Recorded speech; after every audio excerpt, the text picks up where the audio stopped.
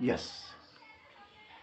देखो उस त्रिभुज का क्षेत्रफल ज्ञात कीजिए जिसके शीर्ष दिए गए हैं आपको, है ना भैया। ये आपका एक त्रिभुज है, ये हमें एक त्रिभुज दिया गया है, त्रिभुज ए बी और सी।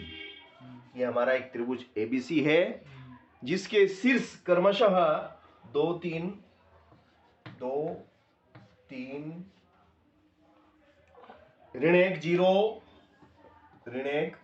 0 और 2 -4 ये हमारे शीर्ष हैं, है ना। इस त्रिभुज के शीर्ष हैं, तो इसका हमें क्षेत्रफल निकालना है। क्या निकालना भैया? क्षेत्रफल निकालना है। तो देखिएगा ध्यान से, ये जो त्रिभुज का शीर्ष ए है ना, इसके हमें कोऑर्डिनेट दिए गए हैं, तो इसे हम मान लेंगे x1 और इसको मान लेंगे y1। x1 2, y1 3, x2 -1 and y2 is 0 and x3 y3 x3 is 2 and y3 is -4। इस प्रकार से हमने इनको नामांकित किया। अब इसका क्षेत्रफल हमें निकालना है, तो त्रिभुज एबीसी का क्षेत्रफल का सूत्र लग जाएगा।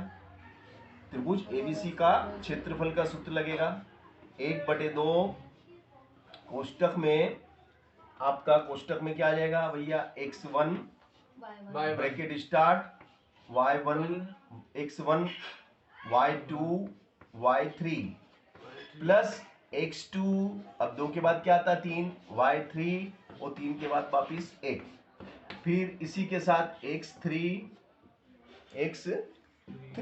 ये आपका हो जाएगा x3 y1 -y2 और कोष्टक हो गया बंद।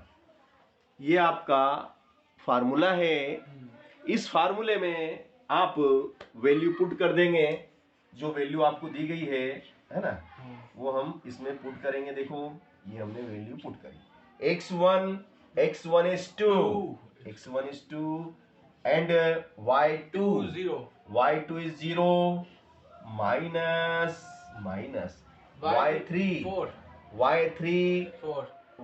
is -4, y3 is -4, तो ये माइनस और ये माइनस प्लस हो गया 4 plus x2 is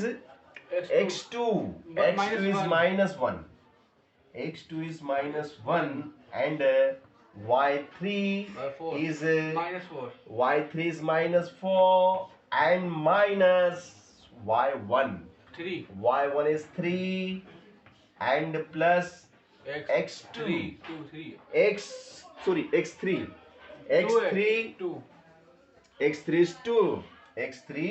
is 2, y1 कितना? y1 is 3 minus y2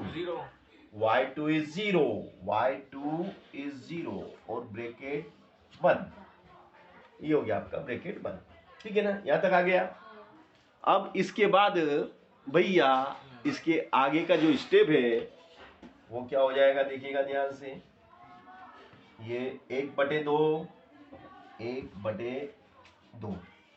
ठीक है ना।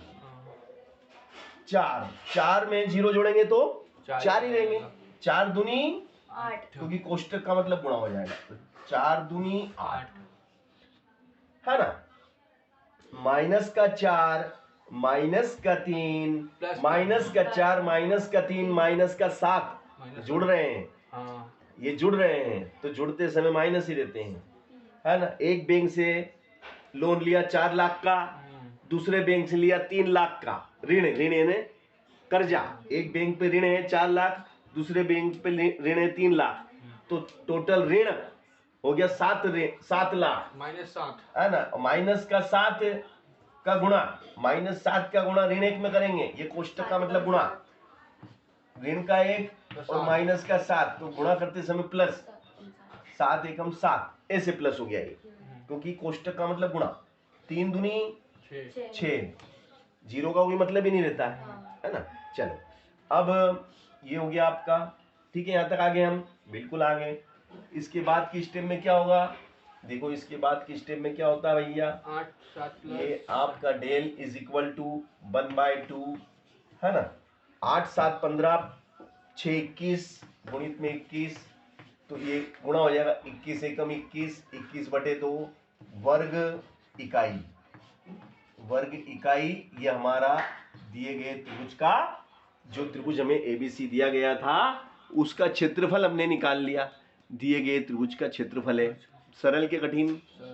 सरल था ना, कुछ भी नहीं करना।